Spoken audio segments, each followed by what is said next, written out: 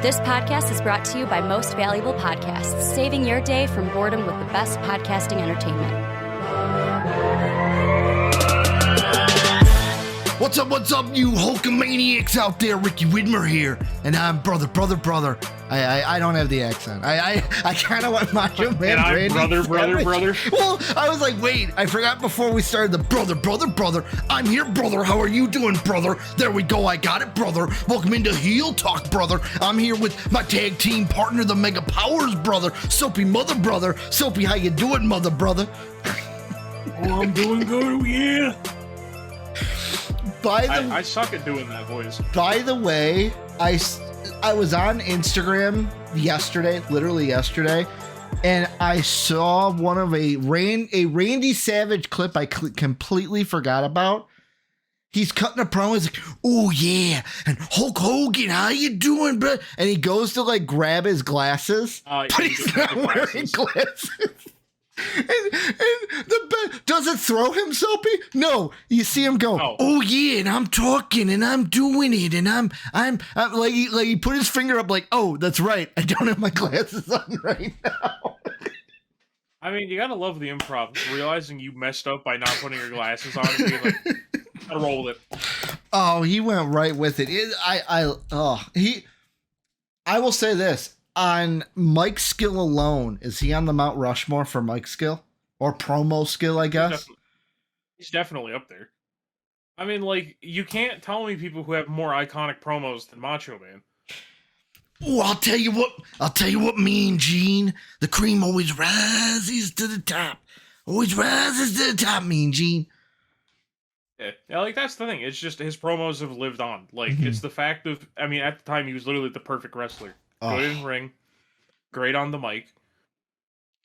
Like, great manager. No one bounced off of Mean Gene. Yeah, great manager. Yeah, questionable outside the ring stuff, but let's be honest, that's the whole 80s. That's the entire 80s. Like, it was a different time, man. It was a different time. Old wrestling is literally just a stone throw of like, all right, who has problems? Spoiler alert, they all have problems. They all have demons that they are battling that eventually, hopefully, they get out of. But welcome into Heel Talk. If you're new into this, you're like, how has this podcast gone on for 11 episodes now? It's literally, this is episode 12. Me and thought it was 25. The iterations of this podcast, Games Live, White Men Can't Dumb. We had the MVP wrestling podcast that then just turned into Heel Talk. But this is where we talk wrestling, episode 12. You're watching it. You're listening to it. Soapy, it's an interesting time. Before we get into housekeeping and then into everything, it's an interesting time for me because you messaged me today. You're like, "Yo, brother, what are we talking about today?" You didn't say it exactly like that, but basically that's how I read it. And I was like, I don't know. And the reason why I didn't know, Soapy, was because I don't know if any of you out there feel this way. Soapy, I don't know if you feel this way, but I'm kind of at the point where it's like WrestleMania can just happen already. I don't need tonight. We record on Mondays, so obviously Raw's going on in like an hour from when we record, half hour really today. But like, I don't need this week. I don't need next week. Just I'm ready for WrestleMania. I'm ready to see whether or not they do the right thing and have Cody finish the story, or the wrong thing and the tribal queef continues his faux reign. I mean, who knows? It's definitely going to be an interesting time. I think it's just, and I talked about this in the wrestling chat. I kind of hope they use the last 2 weeks to be like, guys, remember, Drew and Seth are fighting. They're not feuding with two different people. Because it obviously seems like Drew was supposed to feud with CM Punk. Yeah, that's what it feels like. Because like I don't want to get all into it because the topic we have for today is a really long one. But like that's just, it's so goofy to me that like everyone's taking a back seat to The Rock. Because it was literally the fact that, and I'm dead serious when I say this, like, and someone could fact check me and be like, well, actually, Soapy, they said they interacted on this show after this time. I don't care. the fact that everything revolves around The Rock. Yeah, it's the fact of since The Rock has come in. Did anyone else notice that every feud just kind of got put in the back burner? Yes. Like, when's the last time we've seen Drew and Seth talk to each other? At all. They talked about 2 weeks ago on Raw, I think. Yeah, that's the first time since Drew won Elimination Chamber. Drew said something funny about CM Punk. Yeah, he still brings up Punk. He talks to the guy he's supposed to beat, and he still talks about Punk. Today on social media, they're in Chicago today for Raw, and he went to Mindy's Bakery, and it was closed. Yeah. My favorite part about it, and it shouldn't be my favorite part, but when he goes, oh wait, I gotta lock the car because we are in Chicago after all. Yeah, I mean, heel Drew's great. Oh, but go ahead. Everyone takes a back seat. It bothers me. Of like, I don't care that catchphrase merchant is back. Stop. That's what happens when The Rock comes in. Like, he tried to steal Cody's moment. We wouldn't let him. So now he's got to try to, put everyone else to the backside. It's just, you know what? To the back. Take all your problems, put them to the back, not the left. We're putting them in the back. But, Soapy, you're right. We do have a long topic as my dog is like, dude, get to the point. Get to the point of the podcast. Before we do, housekeeping, Discord, that link down below, Greatest Community. Go ahead and join it. If you're not in it already, Patreon, where you can get cool rewards like watching us record this live not each and every, we record bi-weekly. But you can watch us record the podcast live. We have other great rewards there. You can hit that sub button if you love it. Hit the like button. It really helps out the algorithm. And obviously comment down below. And if you're watching us live, you can chat with us live. We have a live chat feature. So you can interact with us while we record if you're a patron. But Soapy, topic we're talking about today, because of the whole WrestleMania thing, and I'm just ready for it, and I don't want to talk about it, is you had brought this up. I'm going to let you introduce this, and then I'm going to let you take the lead with the first one that we talk about. You have one, I have one. If we get to more than that, we get to more than that, but I'm going to let you take it away since this was really your brainchild. So, I came home from work today. And I've realized nothing happened in the world of wrestling, like the last 2 weeks. Like, the most that there was everyone put in the back burner. Oh, so I started brainstorming, and I'm like, okay. I'm like, this is an idea we could use in case if, there's ever a time that we don't have anything to talk about. Yeah. Guys, we're going to fantasy booking land, all right? Everyone, strap in, strap on, whatever you got to do. Strap everything you got, all right? So, we're stepping into the time machine, everyone. Hop in. Get your writing pens and pencils ready. Get anything you need. We're going to the Wayback Machine? We're going back. Get in the DeLorean, we're going back. I don't know if all of us can fit in the DeLorean, but some of us are going back. Some of you can stay. Only 2 can fit in a DeLorean. We'll manage. We'll manage. We'll pack it like a clown car. Why don't we go in the Magic School Bus? Can that go back in time? Well, I mean, I don't think so. I don't think they ever go back to time. Did they go back in time? But I don't know. I know they went inside of someone. They go in a lot of things. I digress, though. Yeah. But we're going back in time. Mm-hmm. We're transported back in time to one day you're just in the WWE writing room or TNA, AEW, wherever you'd like to go. And Vince, and does not being a creep at that point, or whoever the writer for the company that you're going to, they're sitting there and they're like, I for some reason know you're a time traveler. You're going to write this story because you know how it already is going to end. The time traveler. Yeah. They'd probably turn it into an online angle or on-screen angle. However, you're Matt Groening, creator of The Simpsons. Yeah. That's how they get everything. That's how I they figured get it out. They're talking to time travelers. They're talking to the time travelers. But you go back and you're given the pen/pencil and the ability to rewrite one angle in history, and the way you would do it and why you would do it. Now, since I'm taking the first leap in this, I have to preface this by saying that this is all just a giant circle jerk to come back to me being right all those years ago. Anyone who has been in the Discord and talked to me, either in watch-alongs when I've brought it up, in the wrestling chat when I've brought it up, of where, Ricky, who did I talk about constantly should have turned heel on the Shield? Roman? Would you like to tell me who the top merch seller in the company has been for the last 4 years? Cody? He hasn't been there all 4. I mean we're counting AEW, right? That's all canon. I don't think he was. I don't even think he was the top merch. I think Orange Cassidy was top merch seller at one point. Anyways, this is a giant circle jerk of me saying I'm right. I'm going to vindicate younger me, little 14-year-old me, who wasn't really watching it this time. However, I went back and retroactively watched it. We go back to that fateful night when Seth Rollins turned on the Shield. But this time, it's not the Architect who breaks away. It's whatever the hell Roman's nickname was, because I forget what he was. The Big Dog. I don't think he was the big... Was he the Big Dog at that point? Yeah, I thought he was. Who knows? It could be the Big Dog. It could be the Big Balboski for all I know. I don't care. We go back to that fateful night.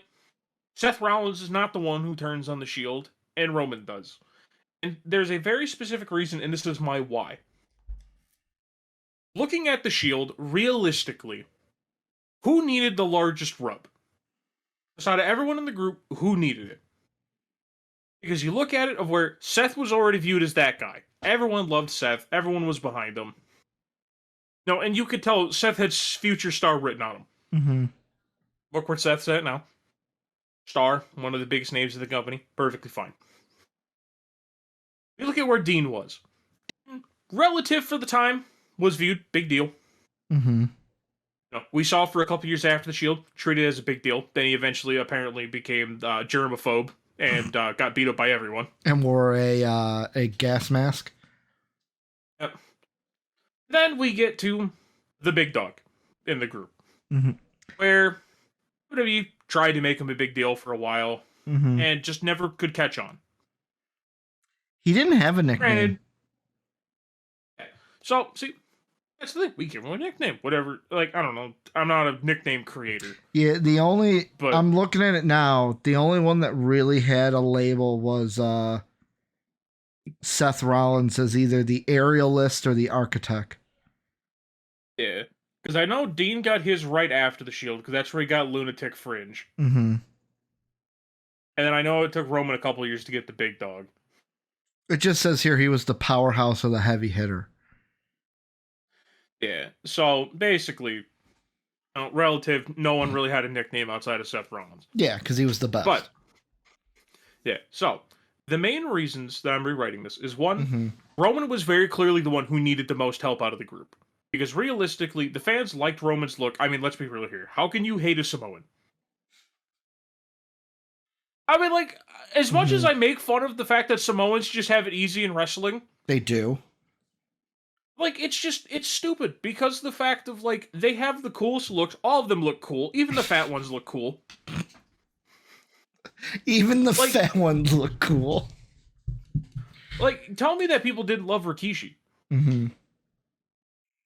Basically, the whole point being, Roman was the one who needed the most help. And 2, this is the part that I never really talk about whenever I bring it up in the Discord. To me, the final dissolution of the Shield makes absolutely no sense to me. Okay, so basically how they broke up? Yeah, so not like, Roman turning on, or like Seth turning on the Shield, like that part made sense because he appealed to what Seth wanted. Yeah. But, like, just the final little whimper of where, like, Dean and Roman broke up to me doesn't make sense. The reason why I'm also keeping it that it's Seth and Dean together is because on screen we saw multiple times they could not get along. Yeah. Where essentially, I can actually get into the booking part. You know, the turn happens. Roman joins, the Authority at this point. Are you terrible group? You're talking about the moment where it's like all three of them standing in the ring, and then Seth has got the chair behind him, and he hits Roman in the back with it. Yeah, Except just swap where Seth and Roman are. So you're doing that exactly, just Roman hits Seth. Yes. Okay. I think that moment is really good. And the reason I think it's really good is because the fact of, one, at that point, no one really expected a turn from any of them. Mm-hmm. Obviously, you look back on it and you know it's coming, and it's just like, guys, watch Seth. Watch him, man. Watch him. You never let someone with a chair go behind you. Gotta keep your eye on him. Yeah. But, like, you have it that Roman does that, where Roman now gets to join the Authority. Mind you, as much as I hate the Authority in general, because that group was just really bad. Mm-hmm. At this point, one, I think that Roman is by far the person who benefits the most, because one, as much as I love J&J Security, he doesn't need J&J Security. He's treated as, like, basically, I'm going to use it as an example. I'm not saying he's the same type of wrestler. He's basically treated as the Goldberg of the group. He spears people. Yeah. He wahs people. And then, that's it. Where all you have to do is pair him with a talker. I mean, Triple H is right there in the Authority. So either he's paired with Triple H to talk, or you just find some other, person who you can be like, hey, join the Authority to represent Roman, or like whatever. Mm-hmm. For instance, like, to me, I look at him like, I think Paul Ellering is around at this time, because I don't think AOP is a thing by this point. I can fact check it. Could have been. I could have been wrong. Yeah. Like, I fact checked some of this to get some of the timeline right, because there's obviously a big moment that happens in this entire debacle. What year are we talking about right here? 2014. AOP did not become a thing in WWE till 2016. Yeah. So see, Paul Ellering is around if you need him. I don't know if they signed him just because of AOP or any other reason, but for instance, you could get AOP. I think by this point, this is one of Brock's hiatuses, so you could have put him with Paul Heyman earlier. If you don't want to hire someone who's already not employed by the company, Triple H is right there. Or essentially, we start to plant the seeds of why Roman left the group originally. Now, this is kind of where I retroactively go back and just add that over time, you kind of make it that the Shield didn't view Roman as like an actual member. Air quotes are on actual member. They just used him as a weapon. That it was like, even if we fail, we have Roman. Yeah. It's like the Avengers joke of we have an army, like we have the Hulk. Yeah. It's kind of like how the Wyatt family, tell me if I'm wrong here, the Wyatt family, he'd be like the Braun Strowman to the Wyatt family. Yeah, of where like he's just there to beat people up. Like he's there to be muscle and beat people up. Mm-hmm. So we have the situation of where we plant the seeds that Roman doesn't like just being viewed as the outside member. Yeah. And specifically, in the weeks building up to it, we have the Authority, feuding with the Shield at this point. Mm-hmm. And that they start playing towards Roman. Telling Roman of, they don't even view you as an actual member. And we kind of play into the backstage politics part of it, of where Roman originally wasn't supposed to be in the Shield. Mm-hmm. Which, mind you, I always find it really funny who the original member was supposed to be. For anyone who doesn't know. Who was it supposed to be? You may remember him from NXT as never winning a single match, Cassius Ohno. Oh no. Well, specifically, for anyone who doesn't know, I gotta give a background at least on that, and then I'll get right back into talking about my actual thing. Also, so by the way, Paul Ellerling was brought in 2011 to be inducted in the Hall of Fame, along with the Road Warriors and Dusty Rhodes, and didn't actually return until 2016 with AOP. Okay. So you could have just asked him, like, hey, do you want to... Just to let you know. Yeah. So...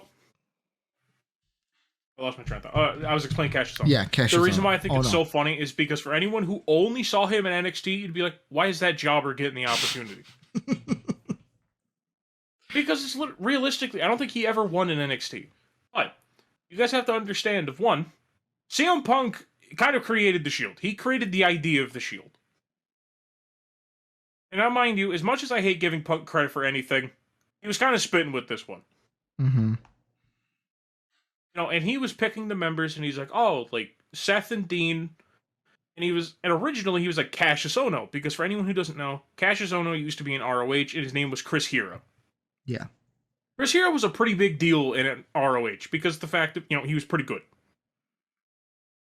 obviously WWE's like, that's kind of cringe. We don't like that. We're putting a Samoan in that group.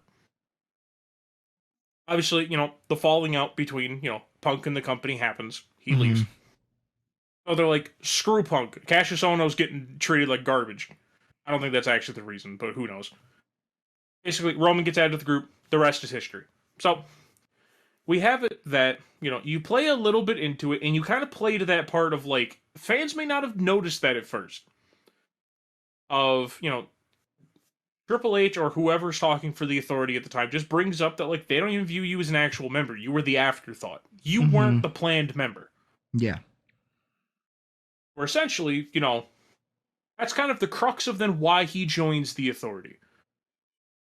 Because basically, originally, Seth joins because it's like, oh, well, the Authority gives him an opportunity the Shield could never get him. Or in this case, it's Roman joins to basically kind of spite the Shield. Of like, I don't need you guys need me. So, a little bit, like, the feud kind of continues on a little bit. Where Roman, now at this point, can be treated as the star they want him to be treated as. You can have Roman run through the divisions, you can have him just basically beat anyone you want at this point. Because realistically, Roman's going to show up and beat up anyone anyways. This is like them prepping him to be the big dog. He's never losing anyways. So, essentially, most of the history kind of plays out the same way. Except, the thing I would do, and this is where I know some people may disagree with me, but I think that you have Roman win a championship much earlier than he does in actual timeline. My only question is, because, by him turning heel, do you think that would make the fans not hate him? Because the fans hated him. Well, at the time of the Shield, they didn't hate him. Because by that point, he was never talking. The most he ever talked is those videos I keep putting in the Discord where he's like, believe in the Shield! When he's doing that. So we get a sucker and succotash heel promo. Well, since he's actually working with people who care at this point. I was going to say, his mic skill has gotten way better now than it was then. Yeah, to me, I think the reason turning him heel is important is because he's a better natural heel. Yeah. To me, I know some people are going to hear this and be like, that's blasphemy, that's bad. To me, he's the modern day Randy Orton. He's not a good babyface. I can't find myself rooting for him. He is so much better of a heel than he is a face. I root for Randy because I like Randy. I don't root for Randy because I'm like, Randy's a good guy. No, I saw him punt John Cena's dad. All right? Not a good guy.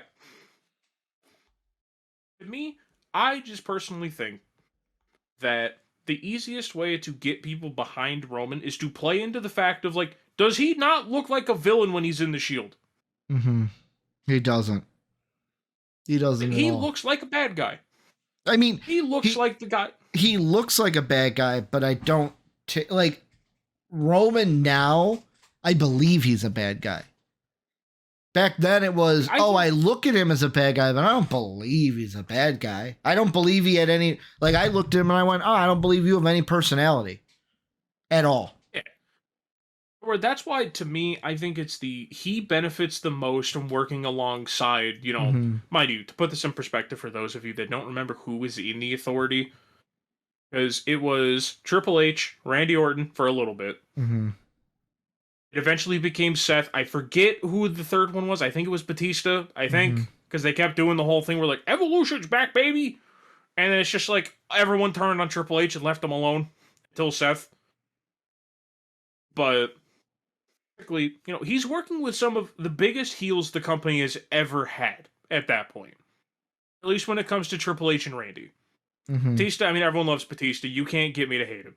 Aside that one time I thought he killed Rey Mysterio.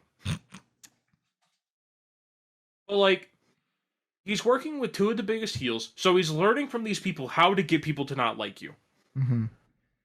Or, to me, I think you can already start to, and I know, obviously, some people are going to hear the word and be like, oh, gross, blah, blah, blah. Whatever. I don't care. In the context, it works. They groom him to be the biggest heel in the company. Because realistically, it's the problem of with them being like we want the next John Cena that I think handicaps so much of Roman. Yeah. Because they're like, we want the next big face of the company. Realistically, Roman is not that. Mm-hmm. Yes, Roman could be a great person outside of wrestling, and that's fine. Mm-hmm. Like, no one's gonna be like, oh my god, guys, you see Roman donated to charity? No one cares. Yeah. Realistically, like, I hate to be the guy. No one cares if you donate to charity. But did you see Roman give a copy of WWE 2K20 to a kid? I saw that. Yeah. Subject to that kid to torture. But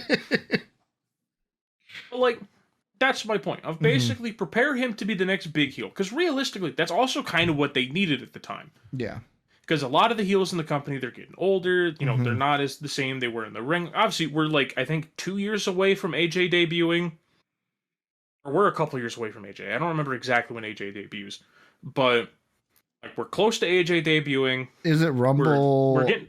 Was that Rumble 07? 07? No. Was it? No, 2016. 2016. I was off. So we're 2 years away from AJ debuting to be either the biggest face or heel, however you want to book him. Mm-hmm. We're a couple years away from Cena just not showing up at all anymore. Yeah. Where it's like, you gotta really prepare that next group. Mm-hmm. And to me, I think it's very easy for people to cheer for Seth. Mind you, I think Seth is a better heel than a face. I will be on record saying that. But for like this moment, people loved Seth. Mind you, like I said, I'm doing this entirely with the retrospective. I know after 2014, 2015, Seth's never the same again. Because of the meniscus. Can I make a comparison like you made? Sure. You know how you said Roman is like Randy Orton? Okay. Seth Rollins is like CM Punk. They've been faces, they've been heels, but I don't know, something about them, you just look at him, you go, I see him more as a heel than a face. Yeah. Like, I think that's a really good comparison. I think as well of, like, obviously, Rollins isn't as good of a mic worker, but he's also a better in-ring worker, at least at this time, than Punk was. Mm-hmm. So, like, it's that middle ground of, like, okay, like, you know, it's kind of interchangeable, but more or less, you know, I think it's then kind of, and then Dean's just Dean. He's just there. Like, realistically, sadly, in this outcome, Dean's still kind of viewed as the afterthought of the group. Mm-hmm. As much as I love Dean, he was my personal favorite member of the Shield. Yeah. Realistically, you look at the Shield, he is kind of the weak link. And mind you, that's a very strong weak link nonetheless. I do want to specify that. As much as people don't like what he does now in AEW, get over it. If someone likes doing deathmatch wrestling, let him do it. But essentially, the group splits, and we kind of follow with the story before of Seth and Dean in this chance are basically, obviously, pissed at Roman. Because Roman turned his back on the Shield. You know, and we continue to have the thing where, you know, they're building up towards a match against them. Whether whoever from the Authority they're going to have be his tag partner. Basically, build towards a tag match. This tag match, you know, in one shape or another, is going to basically be Roman and, like, let's say Randy versus Seth and Dean. Okay. And what we start to do by this point is you start to show now the actual descent in the ranks of the Shield. Because realistically, like I said, no one expected a turn from anyone. At this point, every time we see the Shield, Seth and Dean are at each other's throats. Because, as I said, all the time leading up to this, these two never got along. It was always like, Seth would say something, Dean would call it stupid and suggest something else, and he's like, oh, I'm the leader, like, doing that whole thing. Where essentially, you know, we have the Authority's just laughing at him. Like, how are you going to beat us? Like, we have your guys' weapon, you know, the thing that won you matches, because if you go back and watch, Roman pinned a lot of people in the Shield. Roman was not the one taking the pins in the Shield. That was Dean. Dean was the certified pin eater. Oh. Yeah, Dean was the certified pin eater in the group. But by this point, no, the Authority's just laughing at the Shield. Because the fact of, you know, like, they can't even get their own thing together of, like, you know, are they still the team? You know, do they like each other? And essentially, leading into into this tag match, Dean and Seth just can't stand each other. They're tired of each other. And, you know, they get, you know, you're sitting there, and they're arguing with each other, and the main point that Seth gets to is Seth offers Dean the ultimatum. If we win this match, or when this match is done, we never are back together and the Shield is done forever. Mm-hmm. Because realistically at this point, we all thought the Shield would have been done. I couldn't have told you that the Shield assembles like the Avengers every time a bad guy shows up. Yeah. But realistically, have it that's kind of the unifying thing that brings Seth and Dean back together to work with each other one last time. Mm-hmm. If it's the I never have to see you, you never have to see me. Yeah. Dean's like, deal. I'll take that in a heartbeat. Mm-hmm. We go to the tag match, and I don't know what pay-per-view it would be at. It would just be some ho-dunk pay-per-view. Mm-hmm. Where the tag match happens, and I would have the remaining members of the Shield win. However, it's not Roman taking the pin. Mm-hmm. It's like Randy would take the pin in this instant. It'd be like Seth beats him. Roman gets his heat back after the match. He beats everyone down. And we kind of... The Shield separate from this point. Scattered to the wind. Dean goes to the mid-card where he was going before. Mm-hmm. Seth hangs around the main event. We have it that by this point, Roman becomes WWE champ. Because realistically, he is the first member of the Shield to win a title. Yeah. So, we kind of continue with that trend. And we have, he continues his feuds. Till eventually, we get, once again, Seth Rollins winning Money in the Bank. Seth Rollins cashing in at WrestleMania with, at this point, essentially it'd be heel versus heel with Lesnar, Reigns. You're still doing Heist of the Century, basically. Yeah. We still keep that because I think that's one of the best WrestleMania moments ever. Mm-hmm. We do that, and this is why I needed the time period of when this happens, specifically because I needed to know when Seth injures himself at the house show. Mm-hmm. Because by this point, I think that plays an important role. Because I'm not going to act like it wouldn't happen. Mm-hmm. Because realistically, obviously you can't. You as the time traveler would know the injury is coming. Yeah. Or I'd be like, there's nothing I can... if I knew it was coming, I'd be like, all right, would you Seth, avoid it? I'd be like, Seth, you are not wrestling this house show. I forbid You're it. banned from house shows. You are not allowed to wrestle a house show, ever. Mm-hmm. If there's a table at a house show and you're asked to powerbomb someone, do not do it. Don't do it.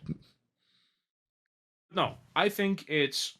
Realistically, you can't make the injury not happen. Mm-hmm. It was bound to happen anyways. Yeah. It sucks. I'd love to be like, yeah, Seth, Seth would totally, be fine with it.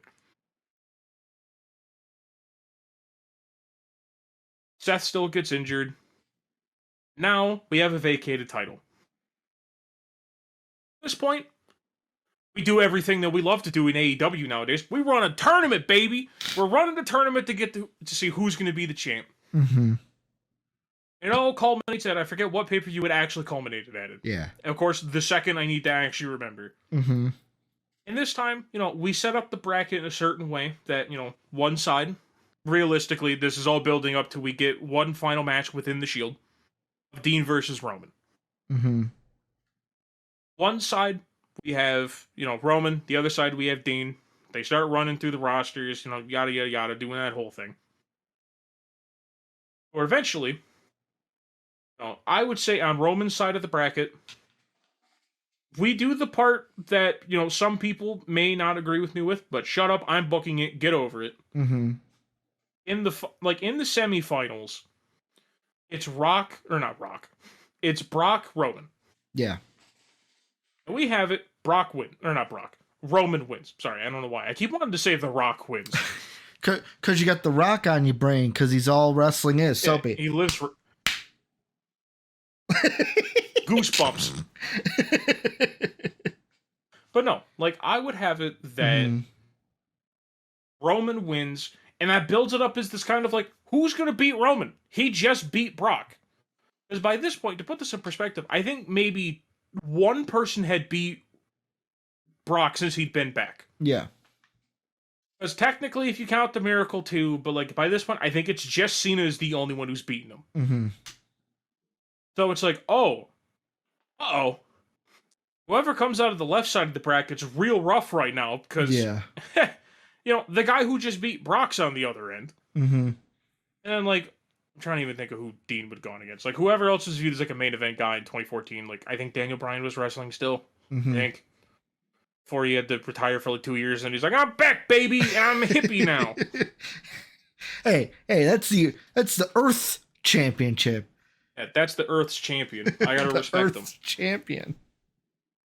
No, basically, I would have it that it's a head-on collision, Dean and Roman at, I think it's Survivor Series. Either Survivor Series or SummerSlam. It's whichever one it happens at in real life. Okay. And the whole build by this point is basically just everyone's like, yeah, so Dean's gonna die, right? Mm-hmm. Like, we're just gonna watch Dean die. Yeah. Because realistically, in the build-up to this, he stands no chance, realistically looking at it. The guy who just beat Brock Lesnar beating, I don't know, let's say the guy who beat Daniel Bryan. Mm-hmm. No, one's Brock Lesnar, the other one's Daniel Bryan, as much as I love Daniel Bryan. But, like, we almost kind of build it up as, like, a David Goliath story. This is kind of where you play into the side of where Dean starts doing, like, the lunatic fringe thing. So is Dean a heel or is he a face? He's a face here, right? He's a face at this point. Okay. Yeah. Mind you, the Shield have always been tweeners. I never knew who I was supposed to root for and who I'm not supposed to root for with them. Gotta put your hand in. That's all you do. I gotta, like, bend it that way on the camera. Well, for you. It's the other way. It's the other way if we're doing it on my screen. you gotta do it to this side. Oh. But yeah, basically, however the camera angles work. we both to the opposite side. We're forming the triangle. It's the Mega Powers, brother. Yeah, the Mega Powers aren't in aligned with each other, brother. We're in retrograde, brother. Yeah, but basically, what we have is at that point, you almost start building it up as a David Goliath story. Mm-hmm. Because realistically, Roman's Goliath at this point. He's big, he's bigger than Dean, he's stronger than Dean. Yeah. And it's like, there's no feasible way he wins. Mm-hmm. This is where you start building into Dean's lunatic fringe mentality that he has post-Shield. Where basically, you get the typical, like, you can't game plan for me, Roman. I don't know why I made Dean sound like a nerd. But basically, it's that, like, you can't game plan for a lunatic. Mm-hmm. Because even I don't want to do the whole corny, like, you can't game plan for me because I can't game plan for myself. Mm-hmm. But essentially, that's the whole thing. You play into the lunatic part of, like, you realistically can't plan for him. Because, he's a lunatic. He's going to do whatever he has to do. Mm-hmm. The match happens, and even commentary is just like, yeah, Dean stands no chance. He's cooked. It'd be funny if on commentary they actually say, like, yeah, man, he's cooked. Yeah, he's cooked. Like, imagine hearing that, like, 10 years before anyone started saying they're cooked. He's cooked. We just hear Michael Cole in commentary. You would be the one. You'd be the one to introduce it, time traveler. I get to be on the microphone telling Michael Cole what to say. Like, tell him he's cooked. Tell him he's cooked. Do it now. Imagine Michael Cole 10 years ago be like, yeah, he's cooked. Yeah, he's cooked. But during the match, we realistically get what you'd probably expect from the match. Dean is getting dominated for most of it. Roman's overpowering him. Then we show the little bit of the lunatic side. You can't really prepare for anything. And Roman gets hit with a pretty quick dirty deeds. Now, for anyone who doesn't remember Dean's dirty deeds, it's basically it's the movie does now in AEW. Not Death Rider, it's the other one. Yeah. It's the paradigm shift. But basically, just calls it something different. So he hits him with one of those quick ones, and Roman gets out of the ring, and it's just like it's kind of that reality check of like, I can hit at any moment now. Ruh-roh. Yeah. Of like, Scoob! That could have been bad. So, dog food. Match happens. Typical match fashion. Mm-hmm. Now we're kind of in like the meat and potatoes of the match. We're trading off blows and everything to get to the end of the match. It looks like Roman's got it in the bag. Dean had a good comeback. He looked like he had a good couple spots. Mm-hmm. We get ready for the wah, and then like the Superman punch and everything. But we get the first part of it. Roman misses the Superman punch. like when he goes to punch him, like Dean pushes his hand out of the way. Mm-hmm. And basically, you book it in some way, shape, or form that like Roman has too much momentum. Mm-hmm. Like when he goes to bounce into the ropes, he goes to go back and he's like, "All right, screw it. I'll just do the spear." Like, all right, I missed the first half, I won't miss the second. That's when you have it that Seth counters the spear into the dirty deeds. We get the 1, 2, 3. By this point, every member of the Shield has been champion. I want to specify that because realistically, it happened really quick that all the members of the Shield became champ. Yeah.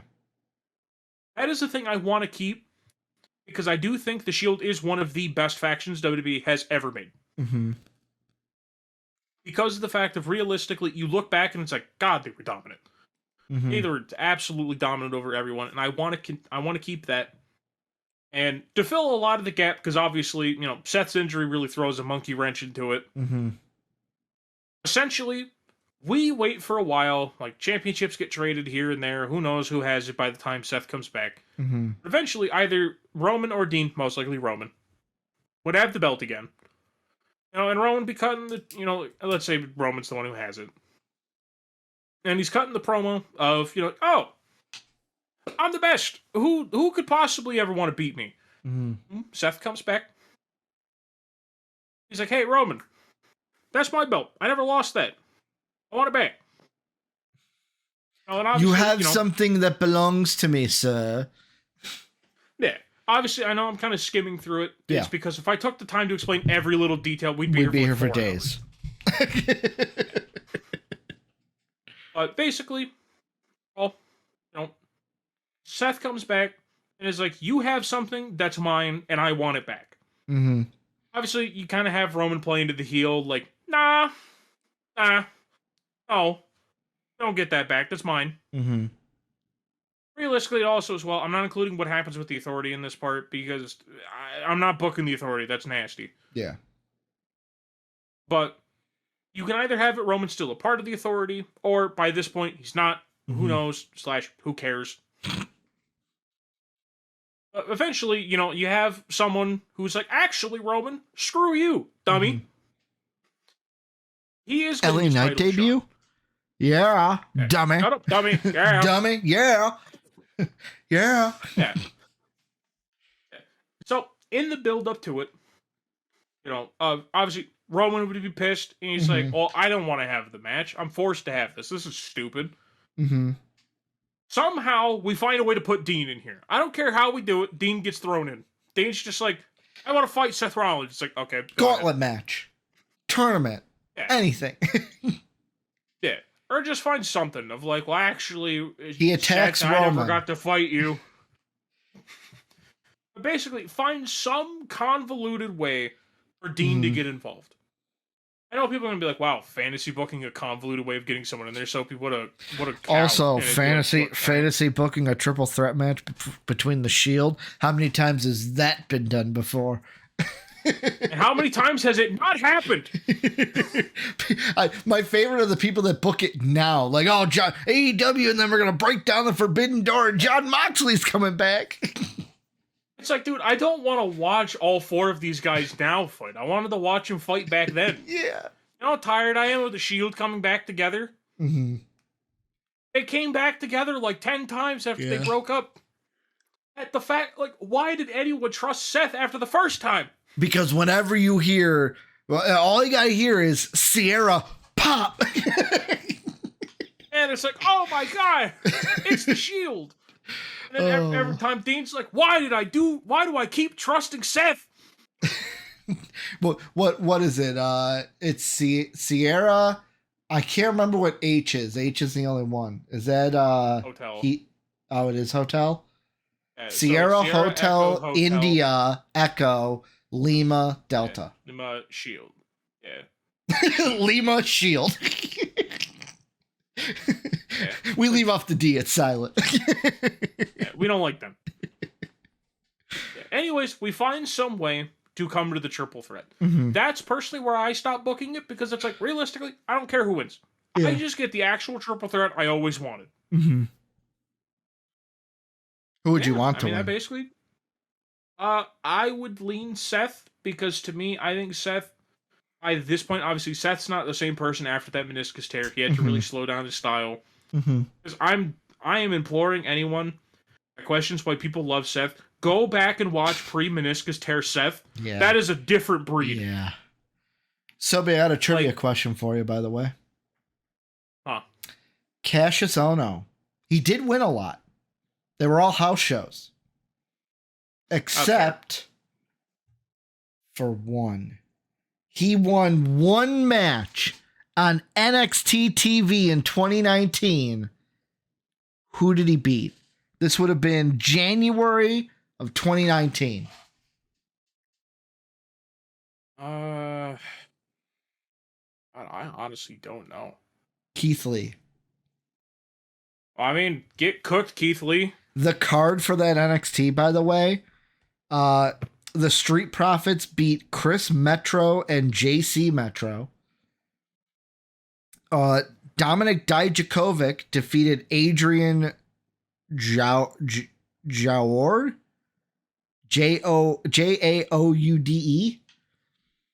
Johnny Gargano defeated Humberto Carrillo. And the main event, Cassius Ohno defeated Keith Lee. Man, what a throwback.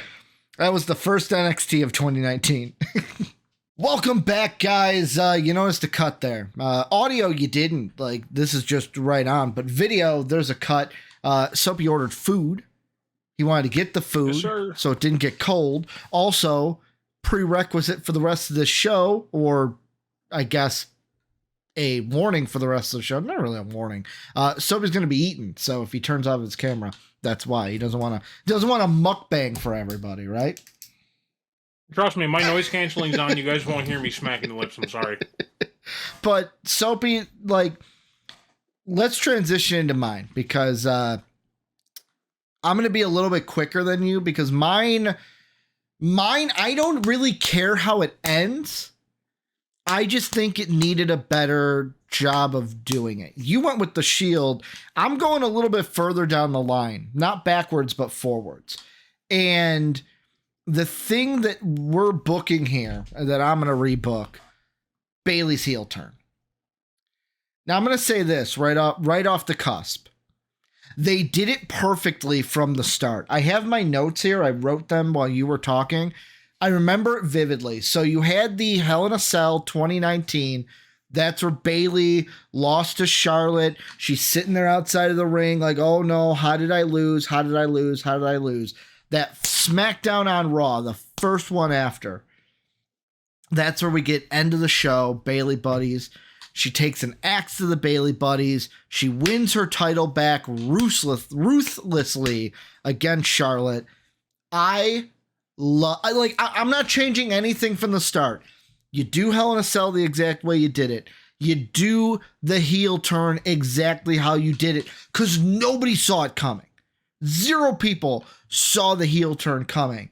And that is the best part about it. I'll even say, I even liked it was about a week later on SmackDown, October 18th. I don't know if you remember this, Soapy. I remember it vividly. She was on Miz TV. Did a promo, sent her to the ring, her and Sasha Banks out there. And the thing that I wish they would have done, and this is where my booking starts, is in that Miz TV, I would have basically, her main direction with that promo, and she kind of did this, but they didn't keep true to it, is her telling the fans, you did this to me. You did this to me. You were the ones that made me soft. You were the ones that made me weak. You were the ones that, oh, Hugger's gonna hug and the Bayley Buddies. You were the ones that made it to where my eye was never on the prize. You are the reason I am what I am today. And I vow to take away everybody that you love. And that's it. She's vowing to take away, and by that, she's every fan favorite in the women's division just got a bullseye on their back. Here's the tricky thing. The next pay-per-view that would have been, so Crown Jewel, not sending women again. We're doing an all-male card.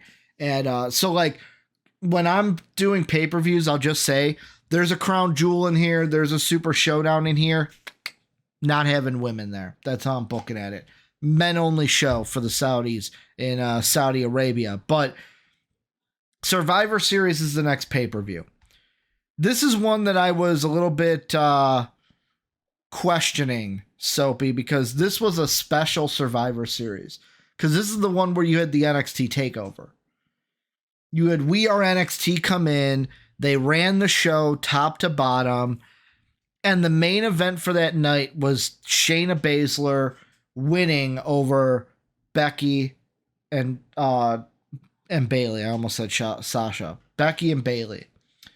The only thing I would really change or just make sure happened here is Shayna would still win, but how she would win would be Bayley would just basically, beginning of the match, they're all looking at each other. Bayley just looks at Shayna, gives her like a little wink, and Bayley just ruthlessly goes after. Like both of them go after Becky. Bayley takes it a step further though, incapacitating Becky, and then just gets out of the ring and walks away. Basically saying, I don't care about this win. I told you I'm coming. And this is, by the time at this is after the Becky 2 belts, when the man is on the rise, because that was the WrestleMania before this, 2019. That's her statement. That is my first target, Becky Lynch. Then we have a TLC, the next pay-per-view coming up. Very simple. I was debating between either a like Extreme Rules. I probably do a ladder match. A ladder match for the titles. And it's whoever wins becomes the two-time champ. I would have Bayley win this. And right after she wins it, this is kind of the thing too, of after she wins the Raw Championship, I would have her do the Charlotte thing. She holds up the 2 belts. She kind of looks at the Raw one a little bit, looks back into the camera, hard cam, throws it on the ground, puts the SmackDown one over her shoulder, walks out of the ring. Her whole idea is I am causing chaos. Does not care about the gold at this point. She's got the SmackDown one. She just wants to destroy the people in that match. And I would say in that match, kayfabe, Becky's injured. Becky's out for some time. Then we have the Royal Rumble. I'm going to do something very interesting here, Soapy, and I want to know what you think of this. Bayley wins the Rumble. Bayley's in it. She is the surprise entrant at 30. She went, for our audio listener, Soapy gave 2 thumbs up because he had a mouthful of food. He gave 2 thumbs up again. No, you're good. So Bayley comes in at 30. Like everyone's like sitting there, blah, blah, blah. What the final 4 for that match? Let's see. Order. Oh, it doesn't tell me. That's the order. It doesn't tell me. Yeah, it does. So your final 4 were Charlotte, Shayna, Beth, and Natalya. Ooh, I think this is an easy fix for me. Natalya, yeesh. Bye-bye. Yeet. Yeet Natalya into the sun. Charlotte, Shayna, Beth, and Bayley then are your final 4. I would have Shayna eliminate Beth just like it happened. I would then do something where Shayna and Bayley. Shayna at this time is NXT. She's not new to that. Like all she knows is Bayley was with me. She helped me win at Survivor Series. I can trust Bayley. Bayley shows her you cannot trust me. Classic spot. They go to flip over Charlotte. As they flip over Charlotte, Bayley gets under Shayna. They both go over. Bayley is in the middle of the ring, the winner of the Royal Rumble. She comes out the next SmackDown and basically says, I don't care about the Raw Women's Championship. I don't care about the other brand. I don't care about being Bayley 2 belts, mocking the whole Becky 2 belts thing. That's not what this is about. This is about keeping this, as she pounds the SmackDown Women's Championship, and destroying everyone you love and making all of you hate it. Now, I will say, interesting thing here, interesting little tidbit. This SmackDown would be in front of fans. In about 2 more pay-per-views, Soapy, I'm losing my fans because we're entering the Thunderdome era. So interesting. Yeah, because this is January 2020. We're about to go into a global pandemic in March. We're about to enter the Thunderdome, brother. We're about to enter the Thunderdome. Let's go, the Mega Powers, brother. We're about to hang out at the Performance Center, dude. So everyone's thinking, so she just goes, you know what? I choose nobody. And by choosing nobody, or you know what she does? Better yet, I'm going to retrospect this. She goes, so in that case, I choose myself. I will have a match with myself at WrestleMania. And that's it. It's Bayley versus Bayley at WrestleMania. Basically, I get the night off. I get my WrestleMania paycheck and I get a night off. Winner, winner, the heel beats the fans. And the fans can boo her like, no, this is what we want. Elimination Chamber. So just a, go ahead. Just a side thing. Go ahead. Would Sasha still be with her at Sasha's this time? with her the entire way. She is that like, but she's not with her. She is like, I'm the supportive friend. I am here. She's seen, but not heard. Yeah, because the thing that I was going to say is there a possibility that Bayley's like, I'll let Sasha go deal with you on Raw? I'll get to it. Basically, Sasha comes into play at some point. Bayley wants the night off. She's like, maybe Sasha and I have a celebration. Like, they are like 2 besties, 2 heel besties at this point. Sasha is there for the whole time. People might say this is weird. There's a point to it being weird. Sasha is seen but not heard, which is not like Sasha. Very seen but not heard. So then we get to Elimination Chamber. Because the Raw team needs somebody to go for that title, somebody needs to go for that title. This is where I would have the same. I would guess what? Guess who gets yeeted from this match, Soapy? Shayna, Natalya, Liv, Asuka, Ruby, and Sarah Logan. Still probably Natalya, because if Ruby's in it, Sarah's going to be there. Natalya. So take out Natalya from the Elimination Chamber that they did. Put in Sasha Banks. This is where I would... Let me see where we're at here. Perfect. I would have Sasha win.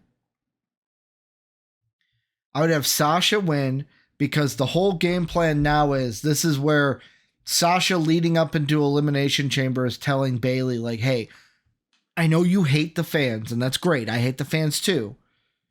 But guess what? We can rule this women's division. We're currently the tag team champs. You're the SmackDown champ. Let me go win the Raw championship. I can do this. Convoluted way, heel tactics. She gets thrown in there. Brand split, doesn't matter. She gets thrown in. She pins Shayna Baszler to win the match.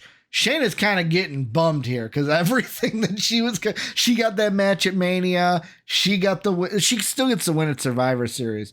But yeah. So Sasha takes the Elimination Chamber. Bayley gets the night off. Then our next pay-per-view is WrestleMania. People might hate this, Soapy. There's no trickery. There's no GM that's saying like, oh no, you're going to have a match. No, we have a segment. We have a Bayley celebration segment during maybe like, let's see when the SmackDown one was. Yeah, the SmackDown originally was a fatal 4-way. with Sasha Banks in there. I just have it be it lasted 19 minutes. You could have a 10-minute celebration segment, give 10 more minutes to something else. Like, I don't know, Aleister Black, Bobby Lashley can go 17 instead of 7. Celebration time. Come on. Or I can, you know what? Screw it. Firefly Funhouse, you get 10 more minutes. You get 23-minute segment instead of a 13. Make that even better. Give me more stuff that's better. You get more scripted time. Give me more of the Muscle Man dance. Yeah, give me more of the Muscle Man dance. So she has her celebration. Night 2 comes along. Oh no, that was night 2. Night 1 comes along, and it is Becky versus Sasha for the Raw Women's Championship. Because Becky gets her title back, naturally. No one can beat her on Raw. Sasha loses. And you notice during the celebration at night 2, Bayley is beyond the moon. Sasha celebrates, but you can tell there's something like that loss at night 1 is still sitting with her. Maybe a little jealousy is setting in. Money in the Bank. This is the completely no fans. It was all taped. The WWE headquarters. The weird Money in the Bank match. I do something interesting here. Asuka does not win the match. Instead, I'm gonna take out Dana Brooke, put in Sasha Banks. Sasha wins Money in the Bank. Yippee! Now you might say, Ricky, now what happens with the Raw Championship? Because after this, Bayley got pregnant. She handed it over to Asuka. Soapy, Becky, not Bayley. I'm going to do that. No, just specifying. Yeah, Becky. Did I say Bayley? Oh, no. Hey, you said Bayley gets pregnant. I'm like, Becky gets. Thank you. That would happen, big dog. Becky got pregnant. Handed the title over to Asuka. I'm gonna mix up Becky and Bayley so much because it's that vowel sound. There's so many B's. Yeah.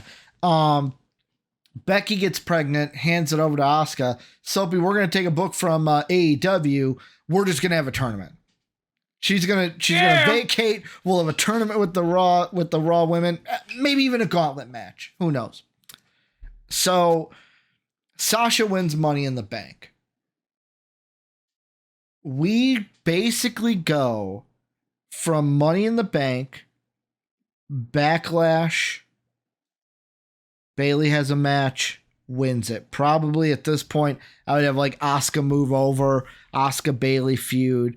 Then we had the horror show at Extreme Rules. Yet again, Bayley is just decimating. The point is, and this is where mine kind of gets like yours at the end, Soapy.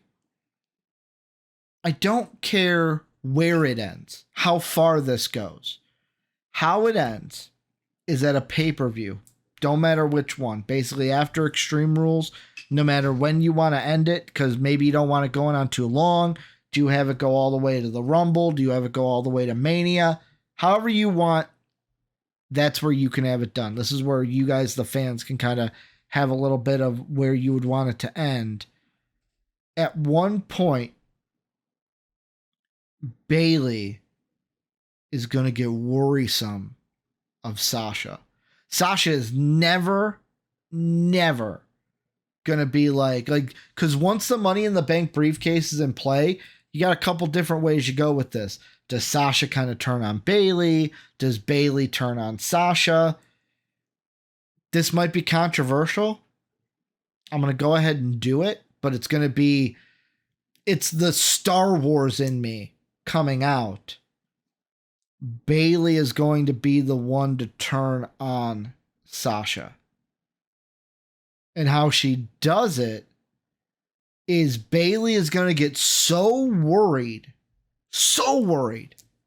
that Sasha's going to cash in on her that whatever pay-per-view it is you pick, we get some vignettes backstage. Sasha kind of are talking with Bayley, and Bayley's putting in her head like, hey, like, that Raw Women's Championship, Becky is vulnerable. You can take her. You could win it tonight. Maybe be one where like the Raw Women's Championship is the main event. Bayley comes out with Sasha, just like how Judgment Day does whenever Damian goes to fake cash in. Sasha goes to slide into the ring, hands Bayley the case. Bayley gives it to the ref. The ref takes it after being like, "Are you sure? Are you sure?" He's got to ask for 5 minutes if they're sure before they can cash in, because the ref has never seen a Money in the Bank briefcase before. It's never happened once. They cash in. Ding, after you hear ding, ding, ding, Sasha hits a couple moves. She's got Becky in the bank statement. She's got her. All of a sudden, bam, over the back. Steel chair. Bayley hitting Sasha Banks. As she hits Sasha's laying there, Becky's laying there. She rolls over Sasha. She drags Becky on top. 1, 2, 3. Becky wins. Becky retains her title. This is after Becky has won too. Like Becky's won. She's probably like, it's a grueling match. She's sitting in the corner like, oh, like I'm beat up. Kind of like John Cena. Like I'm thinking like when he got put through the table, like he's just sitting there listening to CM Punk talk. That's kind of how Becky is sitting there. Like maybe she went up against Nia Jax and it was a grueling match for her. This though, then officially starts the feud, which would be, I'm actually going to say that happens probably at, not Extreme Rules. See, I want it to happen before the Rumble. You know what? Screw it. That happens at the Rumble.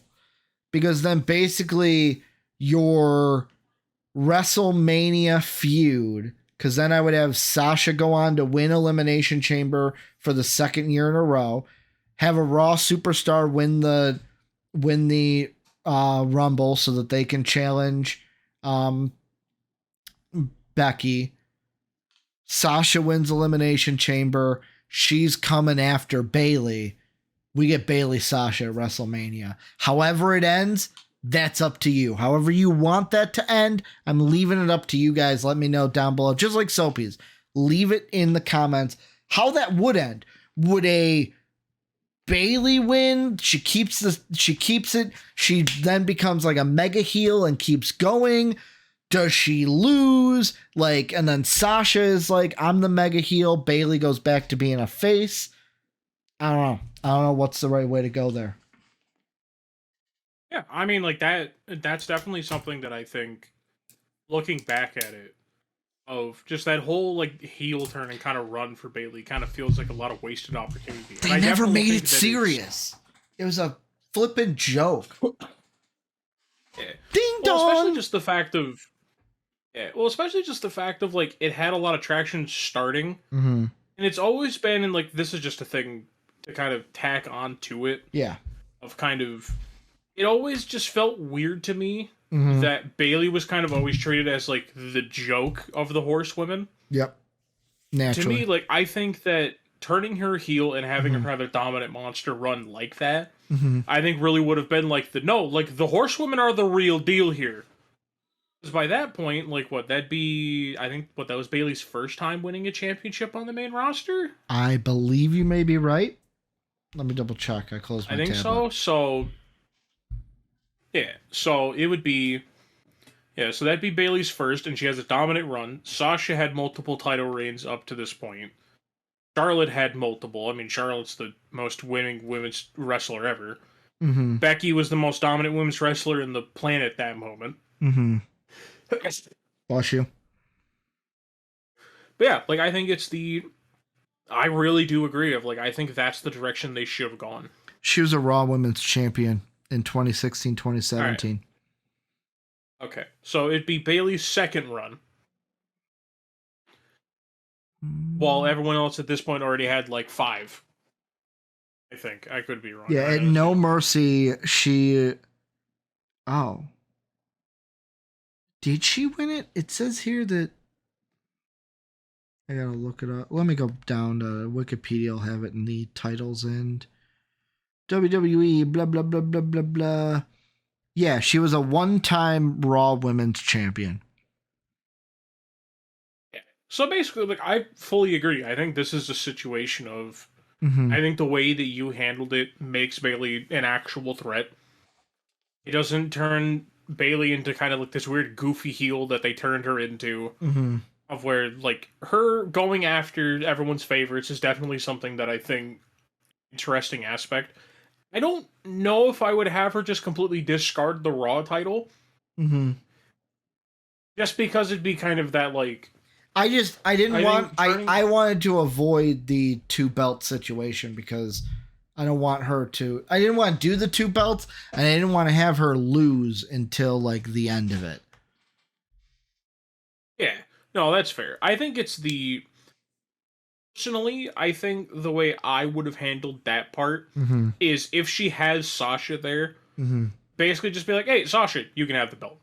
She just pawns like, it off to Sasha. Yeah, well, because I think that could kind of lead into that, like, animosity that they feel between each other.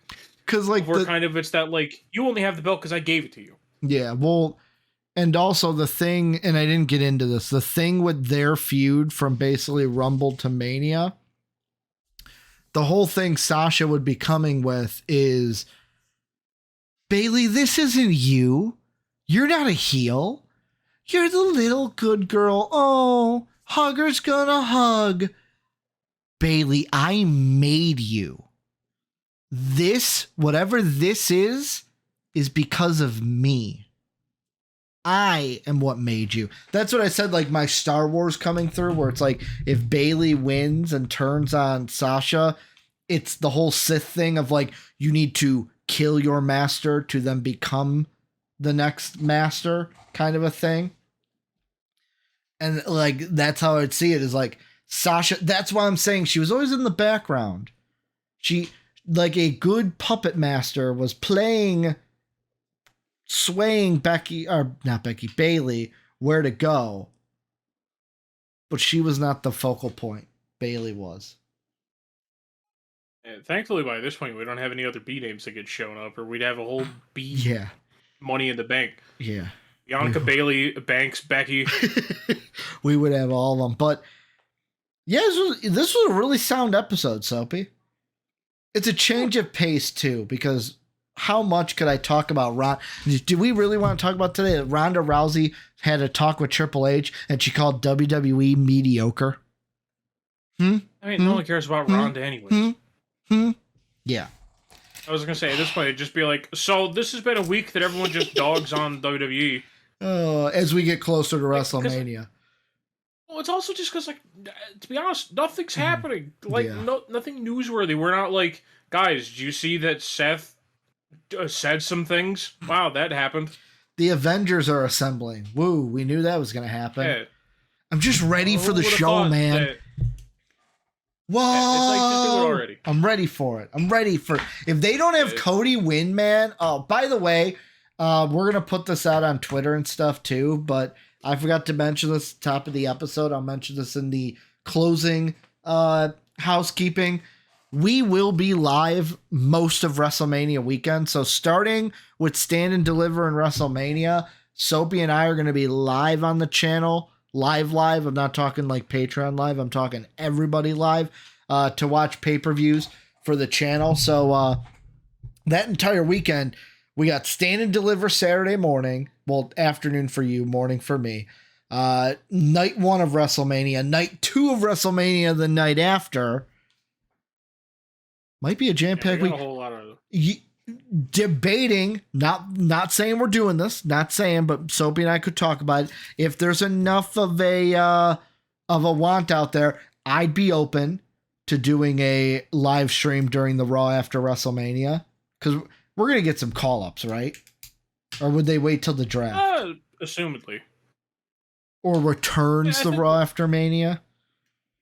Yeah, I think it's either we get some call-ups. Mm-hmm. 'Cause I don't know if they're going to keep doing them during the draft or not. It's the weird, like... It's like the Raw after Rumble is always like the reset of like, all right, here we go. Like now this is the new start. Exactly. Or like, or it's the weird part. I think that they should do some call ups. Mm-hmm. Hopefully by that point, bring the wolf dogs back together. I mean, honestly, call them both up. I don't care. Like, stop running hype packages for Braun Breaker, and he's not there. Yeah, curling that ladder. I'm just saying, I stand by it. Dropped ball to not have him on Raw. Yeah. All I'm saying. You notice that SmackDown just got everyone? Mm-hmm. Because they got him. They announced that Jade is going to be a SmackDown wrestler. Mm-hmm. Like, those are the only two call-ups that have, like, mattered at all. SmackDown, we know where they're going. Are they going to USA? I don't know yet.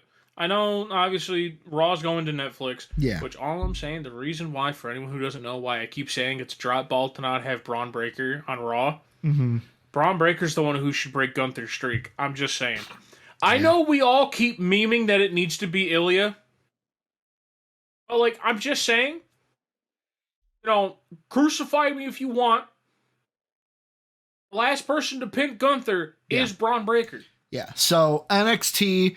moving to the CW, Raw's going to Netflix, SmackDown's going to USA, beginning in October. Okay. Yeah. So, I mean, just, actually, guys, we were wrong. He's not going to SmackDown. He fooled Nick Aldis. He fooled him. Can't fool Nick Aldis. Actually, Nick Aldis knows Nick all. Aldis the SmackDown yes. one? Or is that... Yeah, Pierce is Raw, Aldis is SmackDown. Man, they're making Aldis to be the better GM. He keeps getting everyone. He is. He's the business dude. But this is where you guys come in. Let us know what you guys think down below. Hit that like button if you like the video. Subscribe if you love the video. Check out the Discord link, the Patreon link down below. For Soapy, that was weird. I was going like down here and then like wiggling this finger. Like I don't know what don't this forget to hype up the social medias. And we gotta start doing that too. I'll let you take that away. To hype up our social media. Social media guys, manager. If you want to check out our TikTok or Instagram, those should also probably be down there, maybe, if we do. They are. I have them right here. Okay. So check them out. On Twitter, we're MVP_vids. Instagram, we're most valuable pod. And on TikTok, we're MVP.vids. I mean, you guys can go back and see the old pictures that are on the Instagram page where you get to see little babyface Dave. Babyface Dave, Iron Man, Mark's artistic era. Yeah, you guys get to see it all. It's like a little museum down there. It's a little taste of how it was pre-pandemic. But you're right. I got to start pitching those at the beginning of the show too. I'll make a note for that. But thank you guys for everything you do. Soapy and I will be back in 2 weeks. And as always, have a good day, everybody. Just forget that first part. Why? Just forget it didn't happen. Forget. Mind flash. As always, we'd like to thank the people who make these videos possible, our patrons, whose names are displayed on the screen now. If you'd like to become a patron, click the link in the description below, and if you'd like to check out another video from MVP Entertainment, hit the video in the upper left. As always, thanks for watching.